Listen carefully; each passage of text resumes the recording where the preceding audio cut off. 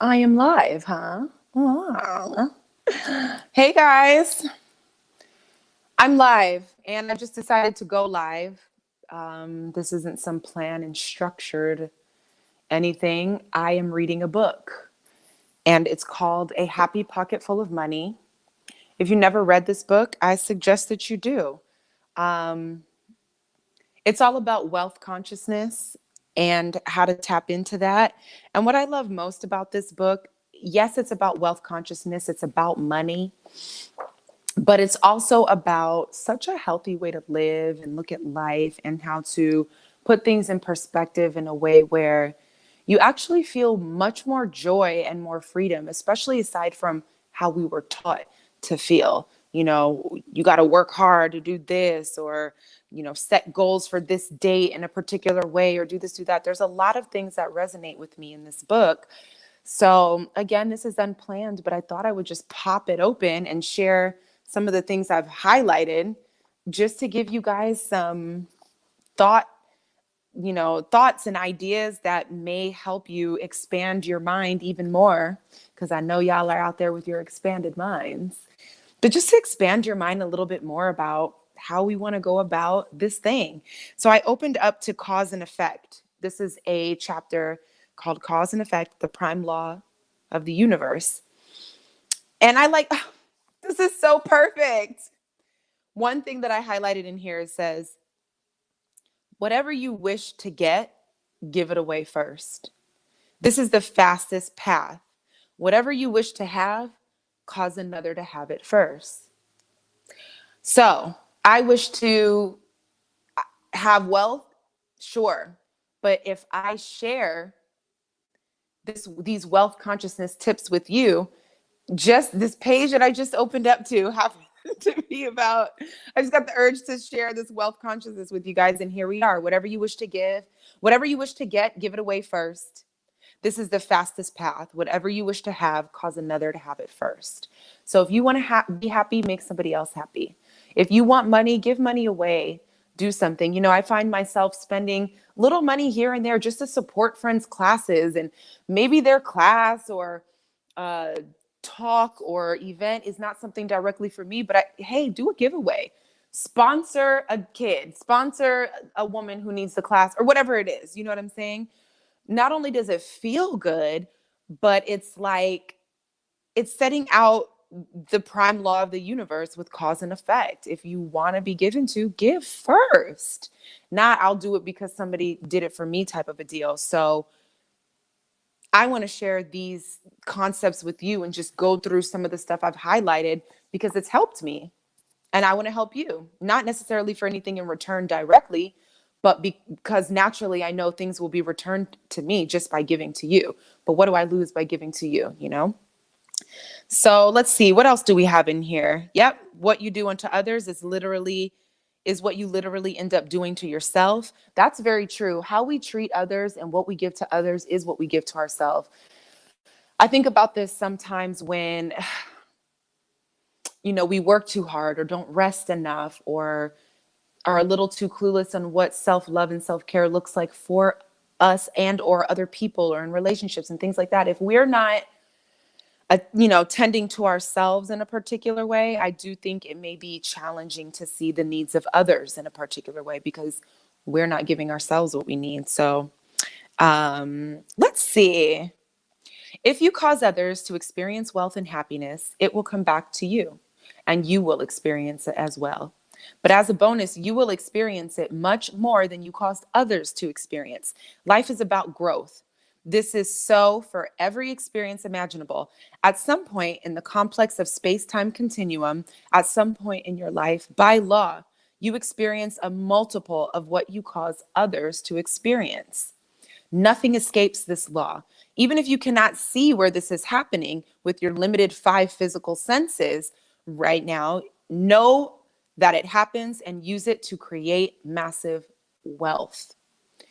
We are so used to don't get me wrong, right? There are certain industries, let's say real estate, for example. We know that if you get great at real estate, buy and sell, become a great agent, maybe become a broker, get into commercial real estate, whatever, there's plenty of dollars and cents in there, right? You know that. Cool. But there are so many other things and ways we can be open to receiving wealth, and in such an authentic way when we open ourselves up to books like this that teach you wealth consciousness. It's not just about industry, it's about energy. Bars. Scientists now agree that nothing can be observed without being affected by the observer. And this is interesting because it's talking about science, but this is also how acting works. I trained as an actress for 3 years with Lewis Smith at the Actors Academy. And in a scene, there's always someone with an activity and somebody with an objective. And as an actor, to be great, to go in there with great choices, you want to have an effect on the other person. So I just wanted to share that. Anyways, so it's all about what you do is what I'm saying. How you act, what your intention is, what choices you make, what you've shown up to do, how you function, all of that. Sometimes my brain works way faster than my mouth. I apologize. In fact, they have concluded that even their experiments must be done in a double-blind fashion to get anywhere close to the accuracy, because their own expectations affect the outcome of the experiments. I'm going to explain that to you. And even double-blind rigor cannot create a completely independent experiment, because the thing being observed is created and recreated by the observer. Scientific evidence, especially in quantum physics, shows that you are the cause for all that you see in your world. I don't know if we're really being taught to understand that we are the cause for everything that we see in our world. This book is talking about the breakdown of quantum physics because, in a nutshell, because the long way might be confusing, all the little molecules and particles that everything is made up of, they act different when you're looking at them. So they're all over the place until you observe them. And the way you observe them has everything to do with how they act. Otherwise, they're just all over the place. Scientific, it's really weird. So you have to think of, if everything in the world, everything in the universe is made up of these little particles, these particles are doing whatever, wherever, however, but your mere observation of them and the intention and what you put on it causes it to move differently. That's powerful. And again, sure, we learn about industries that make money and all this stuff, but it's like, are we privy to the higher energy and realm and power that things are really going on, and how much power we really have aside from hustling and choosing the biggest industries to make money and all this and that? That stuff, I'm not saying it's not important, but there's just so much more to it. And I find opening my mind up to this kind of stuff has, again, given me so much peace and ease and flow. I used to be a hustler, y'all. I used to go in. The name of my first company was Sleepless, and you can guess where that came from. Y'all know, because you be out there grinding. I don't want to do it no more. I like my rest. I'm actually tired right now. You see me bundled up. It is 7:30 out here. It's time to wind it down. I also love this book because repeatedly all through the book, it says, I am wealth, I am abundance, I am joy. And to share the information that it is sharing, that expands your mind, and then to repeatedly remind you with I am statements. I am wealth, I am abundance, I am joy. That's powerful. And I find myself saying it in different tonations in my voice every time I say it, because I've just learned a new piece of information that really indicates, but I literally am wealth. Like, no, but for real, I am joy. Like, I am. There's another chapter in here that talks about time. And I really love that because we always hear the power of now, and all of these types of things, but now is really all that we have, literally now, this very moment. Even if you think about the past, the past and the future can almost be thought of as one and the same. If I sit here and think of something that happened before, what's the difference of me sitting here and thinking about something that could happen in the future? Isn't it me just sitting here in the present moment with pictures in my head? This is the breakdown of when they're like, watch your thoughts. Fear, false evidence appearing real. Don't project things into the future, blah, blah, blah. Because really at that point, if now is all that matters, that's just memories. We're creating bad memories in our brain by sitting there worrying about the future. Does that make sense? When you look at time in a different way. Let me read something else. What is this from? This is from the chapter Uncertainty. The best way to heal the best way to heal fear and worry is to face it and analyze it fully. Break it down into its components and see where the false evidence lies. Become aware and keep raising your awareness in finer detail. This raises your confidence as you uncover truth, and that wipes out fear. And I'll be doing this, y'all. I'll be counseling myself through all of the thoughts that I get. Like, oh, no. Let me look at this. We're not about to do this. Some of us go into fearful thoughts out of habit. Oh, what am I reading from? A Happy Pocket Full of Money. So infinite wealth and abundance in the here and now. So I've really been enjoying this book. You can see it is all marked up. And I didn't plan this live. I just wanted to come on and share some little sentences. Whoever pops in and out, you might hear something that resonates for you. I'm valuable. I can do it. Yes. And you know why? Because now is the only piece of time that is real.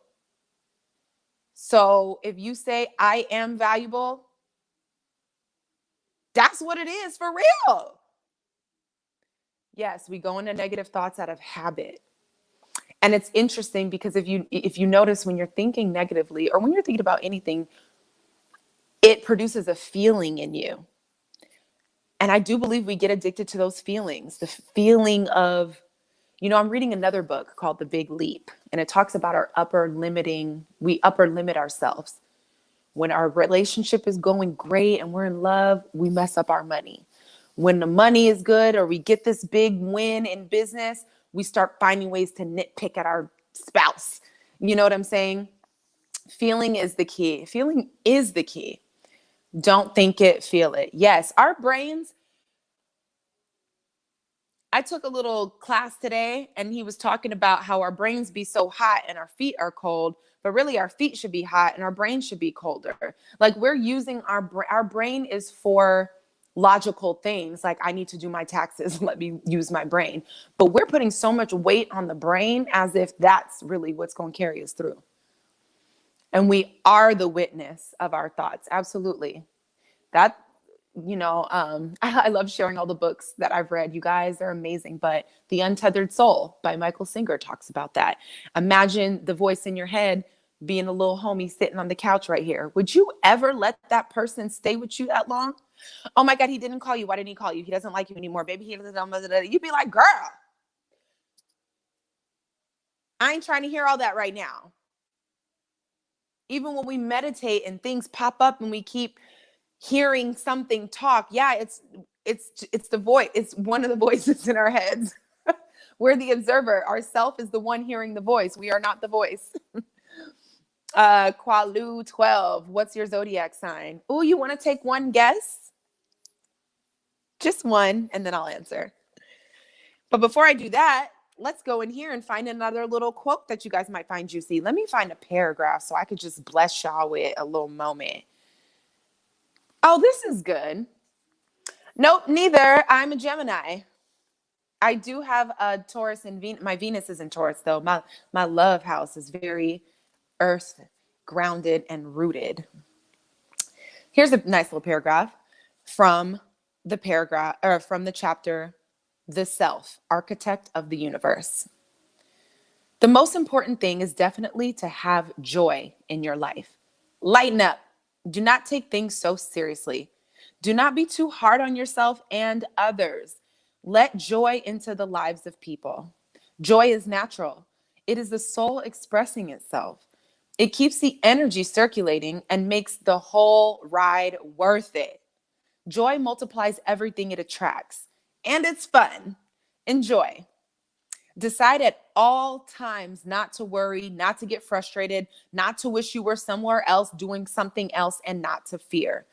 All these are statements of not having, and they perpetuate the state of not having. So again, when we're talking about wealth consciousness, it's bigger than just going out to get the great job.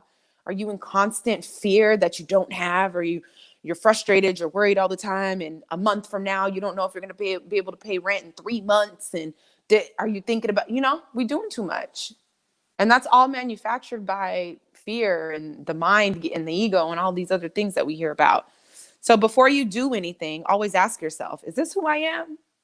Is this how I wish to define myself into a higher next? If you have a goal, vision, and intention to be your best self, to be full of joy, to be calm, to be full of wealth consciousness and abundance, when you're in that lower vibration of fear and lack, it's a great opportunity to ask yourself, like, is this what I'm really trying to do here?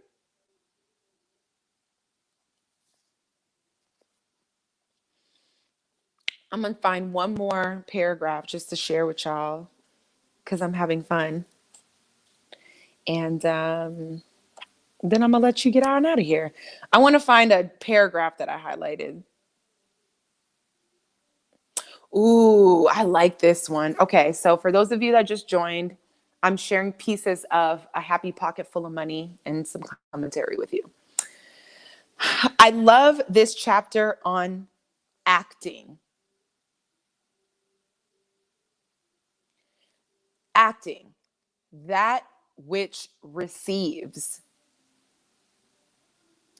I feel like we've conditioned ourselves to act in order to receive, when really the movement and motion and the action that we make is just the last stop on the train to receive what we've already seen, believed.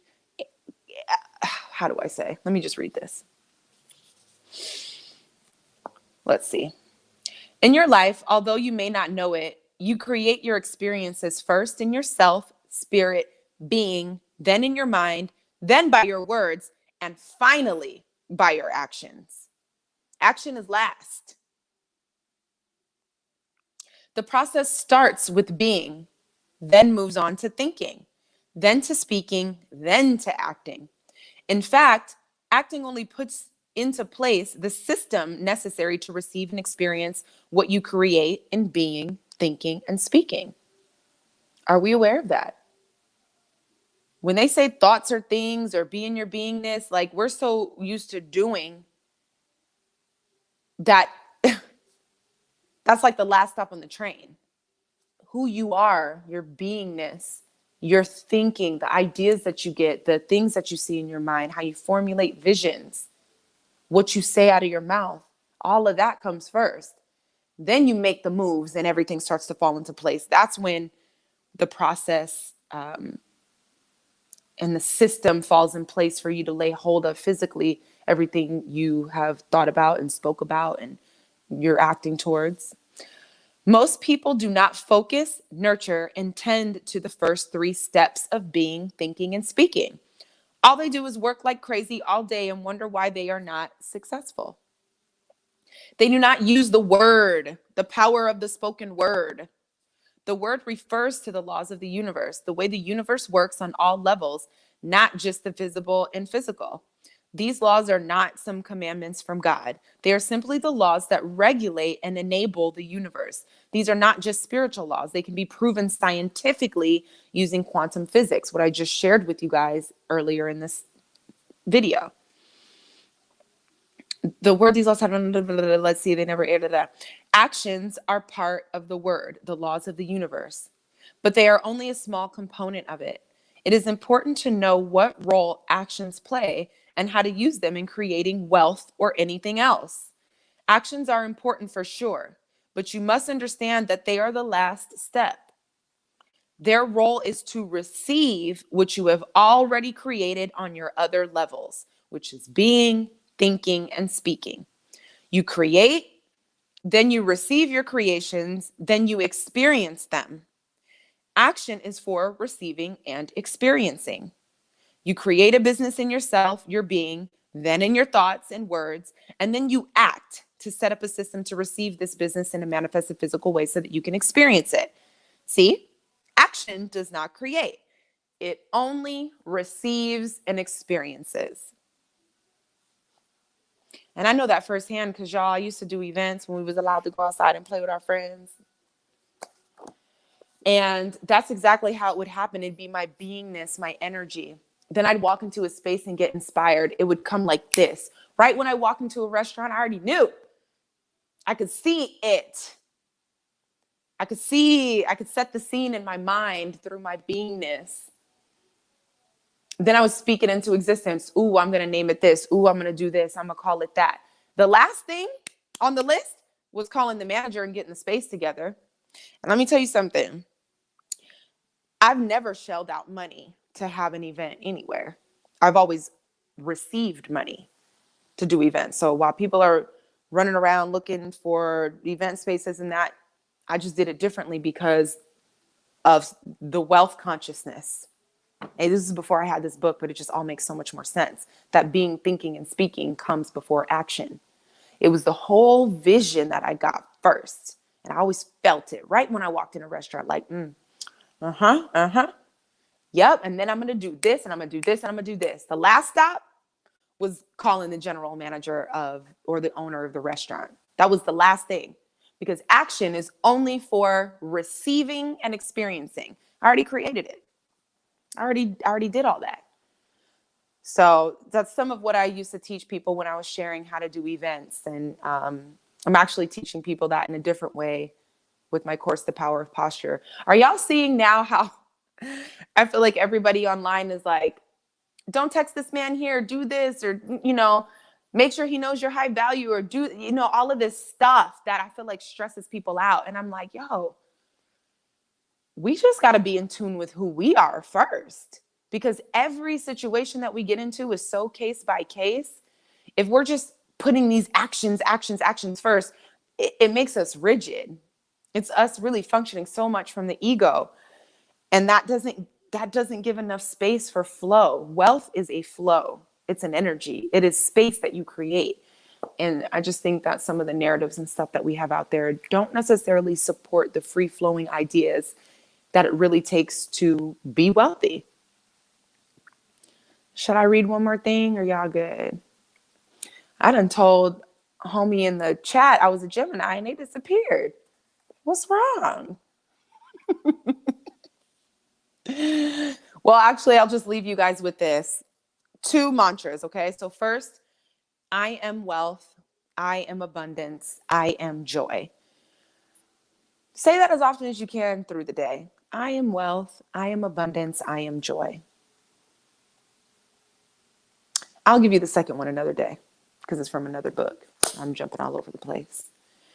Y'all see I'm tired, but I just wanted to come on here and share some of the wealth consciousness. I hope you got something from this live. You know what I'm saying? You can subscribe to my YouTube channel. You can follow me on Instagram right there. Check me out. Holla. Let me know if you got something from this. And I'll see you guys next time I decide to pop up. Peace.